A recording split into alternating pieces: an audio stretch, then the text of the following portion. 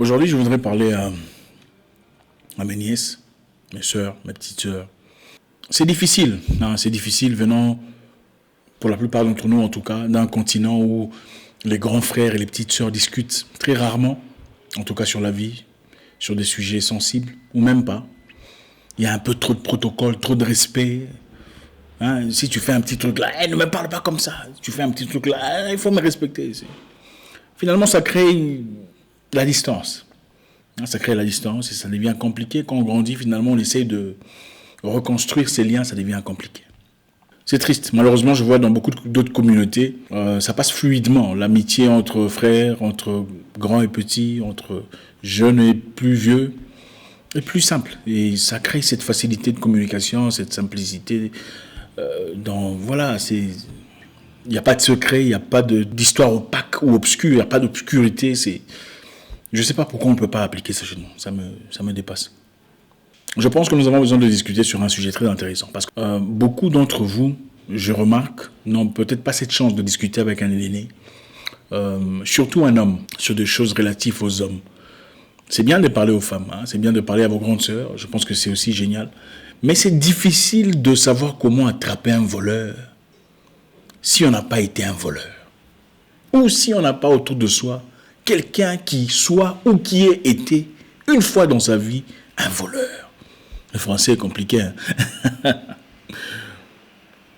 C'est pour vous dire ceci.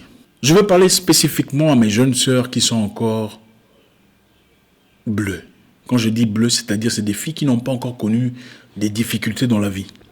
Hein, des filles qui n'ont pas encore connu des galères, des déceptions, des blessures intérieures. Et qui, à travers cela, ont déjà tissé un système de fonctionnement.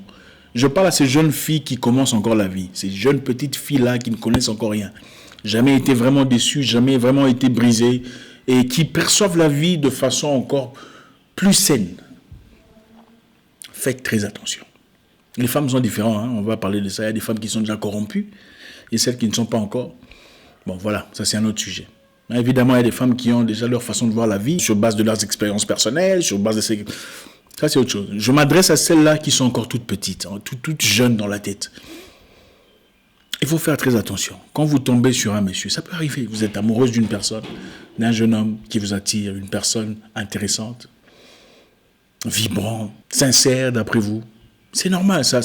Nous sommes tous passés par là. C'est pétillant, c'est génial, c'est beau, oh, c'est mon amour et tout le bazar.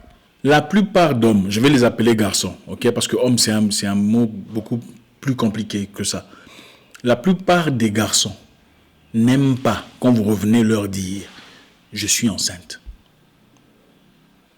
Je répète, la plupart des garçons n'aiment pas, peu importe le niveau, le degré de votre amour, que vous reveniez leur dire « je crois que j'ai raté, mais ils n'aiment pas ça ». Faites très attention. Écoutez, il y a la vie telle qu'on souhaiterait qu'elle soit, hein, telle qu'on s'imagine, telle qu'on veut qu'elle soit, et la vie telle qu'elle est aujourd'hui. La vie telle qu'elle est aujourd'hui n'est pas belle. Il y a des chocs, il y a des choses incroyables, il y a la trahison. Les gens font des choses qu'on n'aurait jamais espérées, jamais anticipées. Préparez-vous. Ma nièce, je répète, 90% des garçons, quand vous leur dites « je suis enceinte », ils n'aiment pas. Ils n'aiment pas parce qu'ils ne sont principalement pas là pour les mêmes raisons que vous. Ça ne veut pas dire qu'il ne t'a jamais aimé. Peut-être qu'il t'a vraiment aimé. Peut-être qu'il a voulu vraiment avoir une expérience agréable, merveilleuse avec toi. Mais il n'est peut-être pas prêt. Vous savez, quand une fille est jeune, quand une femme est jeune, d'accord, elle n'a encore jamais connu des difficultés, jamais été brisée, hein, jamais eu des chocs dans sa vie, elle perçoit la vie d'une façon très saine. Tout est beau, oh, c'est l'amour de ma vie. Elle donne tout ce qu'elle a. Elle est prête à tout pour son amour, pour son amoureux. Elle est prête à sacrifier son argent, sacrifier ses opportunités, sacrifier tout ce qu'elle a de précieux pour un homme. Quand elle n'a encore jamais été brisée. Quand vous rencontrez quelqu'un de bien, peu importe ce qu'il dit, sa gentillesse, sa présence, l'intérêt qu'il présente, protégez-vous comment? Je vous encourage dans l'abstinence. Premièrement, abstinence. Sortez avec lui. Allez manger un coup, allez boire, mais ne couchez pas ensemble.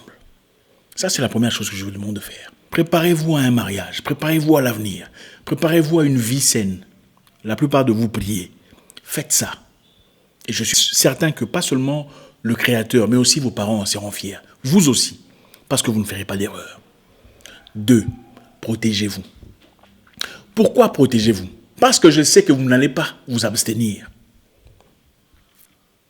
Je suis convaincu que 99,9% ne s'abstiendront pas. Parce qu'on aime la vie.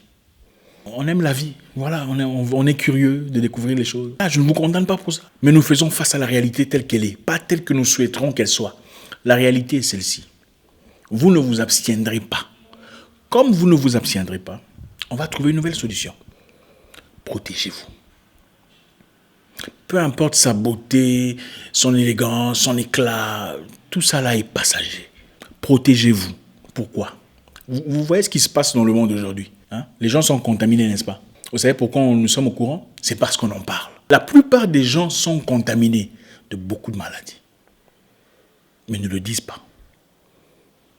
Combien parmi vous, même pour ceux qui ont de l'expérience, combien parmi vous dites à messieurs, je pense qu'on va aller faire un test de sang avant de commencer quoi que ce soit? Combien? Non, soyons sérieux, combien? Combien même se protègent pour la première fois? Non, on va se protéger, combien? C'est juste une question, une petite pression là. En fait, je vais vous dire la manipulation, c'est quoi? On vous dit, tu me prends pour qui tu penses que je suis? Et vous arrêtez. C'est comme ça que ça se passe, non? Ceux qui savent. Vous savez. Protégez-vous parce que vous ne savez pas ce qui se passe autour. Ce que nous voyons aujourd'hui dans le monde, je ne dirais pas le nom, c'est un reflet de ce qui se passe en réalité. Mais ça, c'est parce que les gens sont en train de mourir immédiatement. Les gens sont en train de tomber comme des mouches, comme des abeilles. Voilà pourquoi nous sommes informés. Protégez-vous parce que vous ne savez pas ce qui vous entoure. Deuxièmement, la plupart des garçons ne sont pas heureux. Quand vous revenez, je suis tombé, je crois que c'est là que vous allez découvrir sa vraie face, son image. Et laissez-moi vous dire une chose, vous serez déçus. Vous serez déçus de réaliser qu'il n'était pas prêt à aller jusqu'au bout avec vous. Vous serez déçus de voir que voilà, l'amour de votre vie vous a déçu. Au fait, vous allez faire ce parcours tout seul. 90% des garçons n'aiment pas que vous reveniez leur dire j'ai un enfant. Parce que lui, il a ses projets de vie. Il est en train de réfléchir comment il va faire la Turquie. Et puis peut-être aller à Hong Kong. Toi, tu l'emmènes un enfant. Il n'est pas prêt. Les hommes ou les garçons, je ne parlerai pas des hommes ici, les hommes généralement savent en tout cas à cette période-là, savent quand est-ce qu'il faut séparer le corps des projets de vie. Alors protégez-vous. Quand vous vous protégez, s'il veut vraiment vous passiez à l'étape suivante, que vous le fassiez comme ça sans vous protéger, dites-lui, ok, je pense que c'est génial, c'est excitant. Je veux aussi, mais seulement je pense que je veux te poser une question. C'est-à-dire que tu te sens prêt pour vraiment aller au bout avec moi. S'il dit oui, tu dis, génial, dans ce cas, je pense que organisons un truc, va te présenter chez nous. Va officiellement te présenter à mes parents. Comme ça, on va pousser le bouchon. Et regardez s'il va vraiment aller se présenter avec ses parents. Ne soyez pas étonnés de voir qu'un monsieur se barre. Il part. La plupart vont se barrer. Ouais, doit vous dire les choses. En tout cas, venant d'un homme, c'est important. Parce que quand les femmes vous parlent, c'est vrai que beaucoup vous disent des vérités. Mais cette perspective d'un homme, ça manque. C'est la pièce manquante. Et c'est compliqué de comprendre un voleur. Ou si on n'est pas assisté par un voleur ou un ex-voleur. C'est ça la vie. Protégez-vous, protégez vos intérêts. Vous êtes... Au fait, les filles jeunes sont, je dirais, c'est la préférence des plusieurs hommes manipulateurs, des plusieurs garçons. On préfère celles-là parce qu'elles sont bleues dans la tête. Elles ne comprennent pas. Elles sont prêtes à donner tout ce qu'elles ont au nom de l'amour. 2. Pour finir. Ne tombez pas enceinte pour garder quelqu'un. Ne faites pas ça. Même s'il est beau, grand, c'est un joueur de football. Oui, je sais, il y a des histoires où vous tombez enceinte d'une personne et il reste. La plupart des cas, ça ne marche pas. Il peut rester pendant un temps. Quand l'enfant a 1 an, il se barre. Je sais que beaucoup le font. Beaucoup de femmes l'ont fait.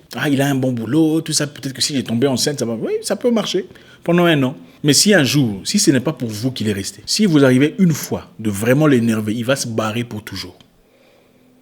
Il faut laisser les choses se passer. C'est vrai qu'il faut forcer sa vie à un point. Mais on ne force pas sa vie dans tous les points. Ne tombez pas enceinte au nom de l'amour. Parce que vous ne savez pas ce que lui prévoit dans sa vie. Je vais vous faire comprendre ce que les hommes pensent. Pour certains garçons ou certains hommes, quand vous tombez enceinte et vous voulez prendre soin de l'enfant ensemble, lui se dit, pourquoi tu veux me forcer à prendre soin d'un enfant avec toi. Toi, tu te diras certainement, ah oui, mais on a fait l'enfant, on a accouché ensemble. D'accord, c'est bien. Ça, c'est dans le monde parfait dans lequel vous vivez dans votre tête.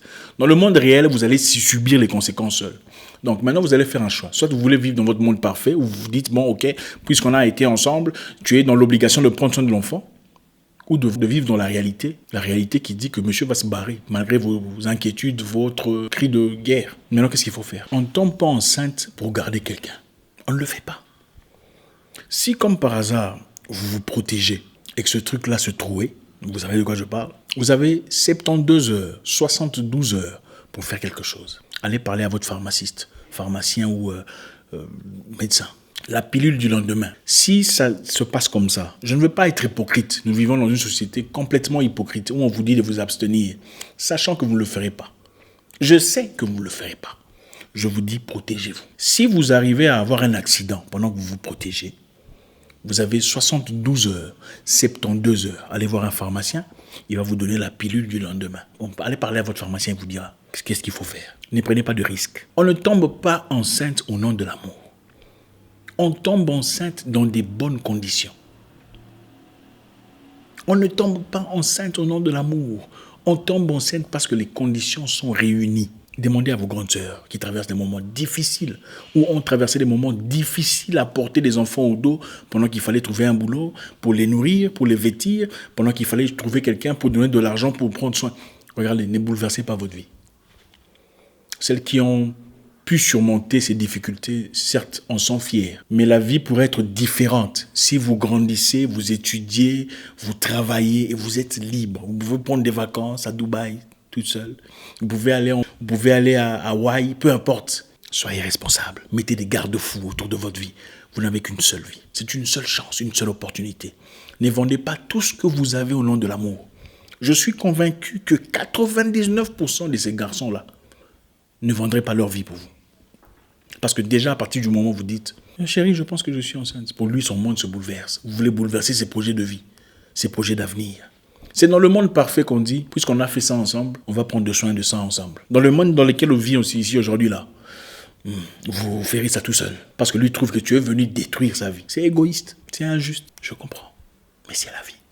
Vous allez combattre contre qui? Contre l'ombre de quelqu'un? Une personne déjà partie? Ou souhaiteriez-vous mettre des garde-fous, prendre soin de votre vie? Ne me dites pas que, oh non, d'ailleurs, je ne peux pas faire ça parce que prendre le truc là, la pilule du lendemain, c'est contre Dieu, parce que tout ça. Oh, j'ai peur de Dieu, je respecte Dieu et tout le bazar. Si vous respectez Dieu, alors ne faites pas des rapports intimes.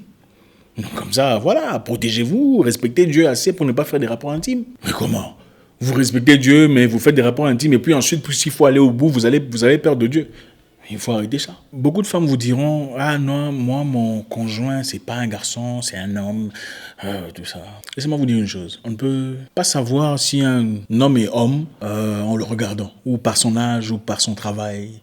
Pas du tout. Demandez à ceux qui ont l'expérience, ils vous diront. Vous allez être choqués. Choqués. Sachez une chose. C'est vous qui porterez cet enfant, si jamais il venait. Donc, c'est à vous de choisir les conditions dans lesquelles vous allez faire votre intimité. C'est vous qui choisissez les paramètres, la configuration. Ce n'est pas à vous qu'on doit imposer. Non, moi je veux ça comme ça. Non. Parce qu'en réalité, si vous en arrivez là, c'est vous qui prendrez soin de cet enfant presque chaque jour. C'est vous qui devez vous lever la nuit pour l'allaiter, pour en prendre soin, pour le changer. C'est vous qui ferez jusqu'à ce qu'il ait 20 ans ou 18 ans. Ça sera votre responsabilité. Sachez une chose, quand vous vous engagez dans ces histoires, ce n'est pas une responsabilité à deux. C'est d'abord votre responsabilité à vous. Si vous rencontrez une personne qui vous dit « Chérie, je veux que tu me fasses un bébé », dites-lui gentiment, ah oui, tu y penses aussi. J'y ai pensé aussi, tu sais. Je pense que ce serait génial d'avoir un bébé, toi et moi. Ce serait magnifique. Mais faisons les choses correctement. Vous montrez à monsieur que vous n'êtes pas opposé à l'idée.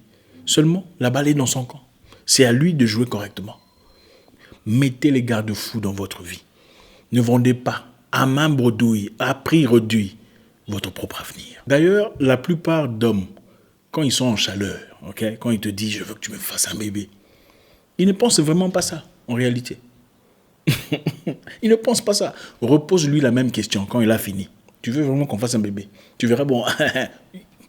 Regarde, quelqu'un d'intelligent a dit « le sang dans le corps humain ne coule que dans un organe à la fois. Soit c'est dans la tête, dans le cerveau, ou de l'autre côté. Donc, si le sang est dans la tête, dans le cerveau, Là-bas, ça ne fonctionne pas. Mais si le son descend de là-bas, le cerveau ne fonctionne pas en ce moment-là. Le cerveau est éteint. Voilà pourquoi vous entendez les gens dire « Ah, je vais t'acheter une voiture. Écoute, je vais t'acheter une Ferrari, même si lui-même n'a même pas de... » Ah bon, l'entendeur?